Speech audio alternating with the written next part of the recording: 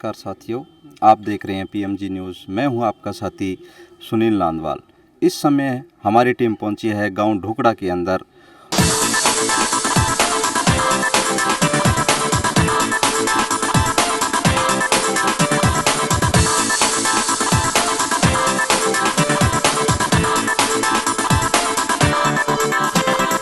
और यहाँ एक नशा मुक्ति के ऊपर एक अभियान चलाया जा रहा है और सिरसा से वरिष्ठ चिकित्सक डॉक्टर गिरीश चौधरी जी यहाँ पहुँचे हैं।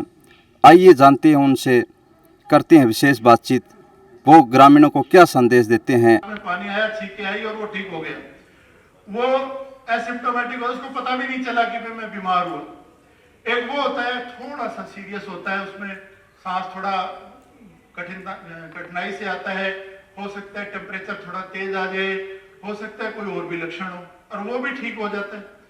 तीसरा एक लक्षण है कि अगर इसको कोई इसका इन्फेक्शन हो गया और बहुत तेज कोई दूसरी बीमारी उसको ऐसा है, क्रोनिक डिजीज, किसी को दिल की बीमारी है, किसी को टीबी है, किसी को शुगर है, अगर ये बीमारी किसी को है तो ये ना समझे कि ये युवा वर्ग ये ऐसे चौड़ा होकर हम अगर घूमते रहे और उस बाहर से उस बीमारी को लेके, मेरे घर में अगर शुगर का पेशेंट है वो बुजुर्ग है, अगर मेरे घर में कोई दिल का मरीज है वो बुजुर्ग है, तो निश्चित रूप से वो युवा उसके लिए घातक बन जाएगा। अभी डॉक्टर साहब बता रहे थे कि ठीक है, आंकड़ों में तो ये हो जाएगा कि ढोकड़ा में एक बीमार नया निकल गया या एक मर गया, उसकी गिनती हो जाएगी, लेकिन उस परिवार की कभी भी क्षतिपूर्ति नहीं हो सकती जिसका सदस्य चला जाएगा।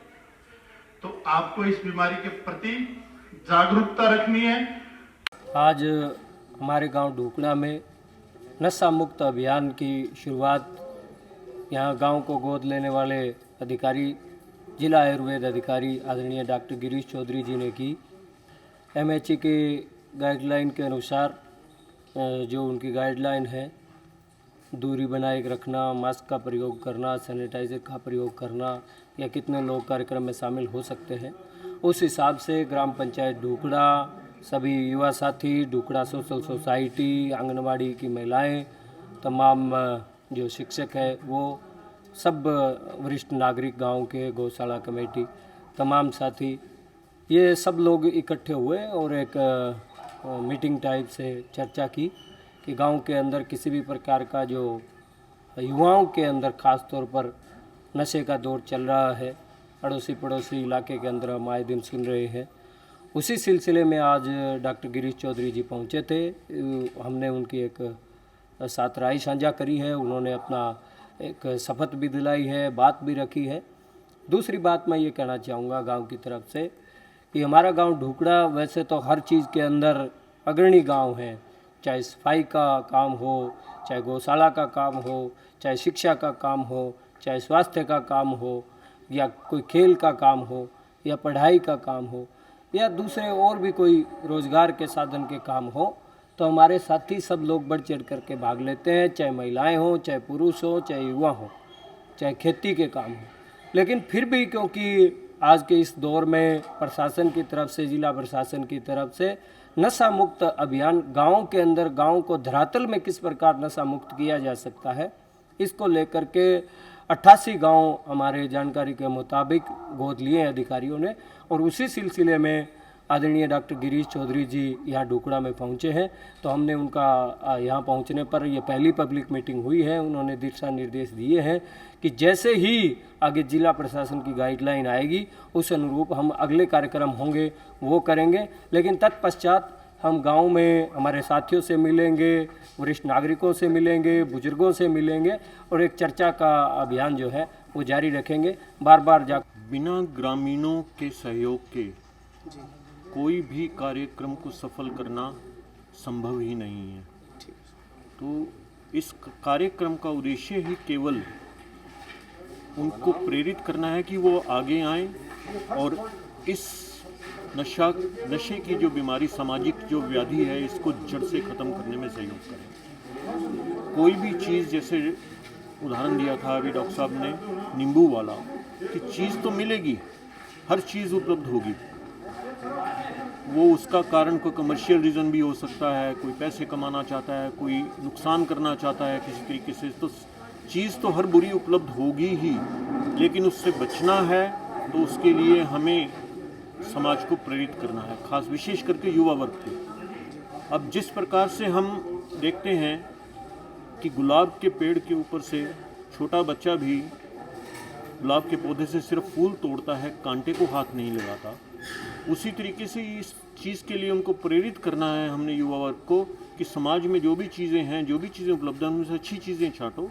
बुरी चीज़ों की तरफ नहीं देखना। ढुकड़ा गांव की जो आज पहल रही है, इसमें आप कहाँ तक इसमें मानते हैं कि ढुकड़ा गांव की जो यह नशा मुक्ति कार्यक्रम है ये अच्छे तरीके से सफल हो पाएगा? किस प्रकार के टिप्स आपने यहाँ जो ग्रामीणों की मीटिंग हुई आपके साथ, उसमें किस प्रकार के टिप्स आपने नशे से बचने के लिए दिए हैं?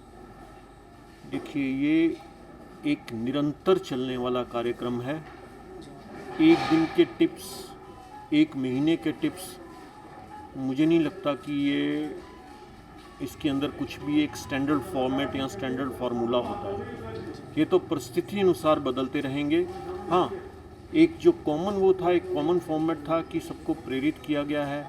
अलग अलग बाकी आगे धीरे धीरे कार्यक्रम आएंगे, उनको अलग अलग नशों के बारे में बताया जाएगा कि किस नशे के क्या नुकसान हैं। इसके अतिरिक्त जो सबसे महत्वपूर्ण चीज़ जो है वो आज डिस्कस की गई है कि जो घर में बड़े लोग हैं उनको पता होना चाहिए कि क्या लक्षण है, उनको कैसे पहचाना जाए, ताकि बच्चों को उस तरफ और आगे बढ़ने से रोका जा सके, उस मोड़ की तरफ। और दूसरी जो चीज़ जो है कि खेल की तरफ आकर्षित हों बच्चे, पढ़ाई की तरफ आकर्षित हों, अन्य समाज के लिए अच्छे कार्यों के लिए आकर्षित हों, ताकि इस बुरी चीज़ों की तरफ जाने से बच सकें। जी, सरकार ने जो ये मुहिम चलाई है, आप कहाँ तक इसको सफल मानते हैं? क्योंकि सिरसा जिला तो पूरी तरह से जैसे कोरोना का संक्रमण बढ़ता जा रहा है, वैसे नशे में सिरसा जिला संलिप्त होता जा रहा है। देखिए, इसके दो आयाम होते हैं। एक आयाम तो है जागरूकता, दूसरा आयाम है जो एजेंसीज जो हैं, जो पुलिस है या और फोर्स नारकोटिक ब्यूरो है, वो उसको रोकने के लिए, क्योंकि जैसे कि आपको मालूम है कि ये अंतर्राष्ट्रीय स्तर का वो है, ये तो है नहीं कि भी ये हमारे सिरसा से ये उत्पन्न होता है, ये अंतर्राष्ट्रीय स्तर का सारा ये नशे का जो कारोबार है। तो वो वाला पक्ष तो अलग चल ही रहा है। हमारा पक्ष जो है वो है जागरूकता करना कि नशे से बच के रहो। तो सफलता जो है ये आने वाले समय में पता चलेगा कि कितना सफल हो। और मेरा ये मानना है कि किसी भी कार्यक्रम में यदि हम जो नशा कर रहे हैं वो छुड़वाना एक अलग पक्ष है, वो चिकित्सीय पक्ष है। यदि हम 10 लोगों को भी प्रत्येक गांव में जिनकी संभावना थी नशे की तरफ जाने की और वो बच गए, उनको उस तरफ रोकने के लिए प्रेरित कर देते हैं, तो भी कार्यक्रम असफल नहीं माना जाता। जी, और अंत में जो मीडिया के माध्यम से जो भी दर्शक अन्य देख रहे हैं गांव के लोग, उनके लिए आप नशे के बारे में क्या संदेश देना चाहेंगे? मेरा यही संदेश है कि अच्छे नशे अपनाओ ताकि बुरे नशों की तरफ ना जाओ। अच्छे नशे जैसे खेल, पढ़ाई, अन्य सामाजिक कार्यों के अंदर आपकी संलिप्तता, आपकी एक्टिविटीज़ जो हैं वो रहें। अगर आप इस तरफ जाएंगे, युवा वर्ग एक विशेष वर्ग होता है जो बड़ी आसानी से इस तरफ आकर्षित होता है नशे की तरफ, विशेष करके टीनेज 10-12 साल की उम्र से लेके 18-19-20 साल की उम्र तक के बच्चे। और दूसरी चीज़ ये है कि माँ बाप बच्चों के ऊपर किसी भी तरीके की परफॉर्मेंस के लिए दबाव ना डालें कि पढ़ाई के अंदर तुम इतने नंबर लाओ, इतने नंबर। कोई दो बच्चे एक जैसे नहीं होते, हर किसी की प्रतिभा अलग अलग है। तो जो बच्चा आज सफल नहीं है वो कल हो सकता है बहुत ज़्यादा सफल हो जाए, जीवन में सफल।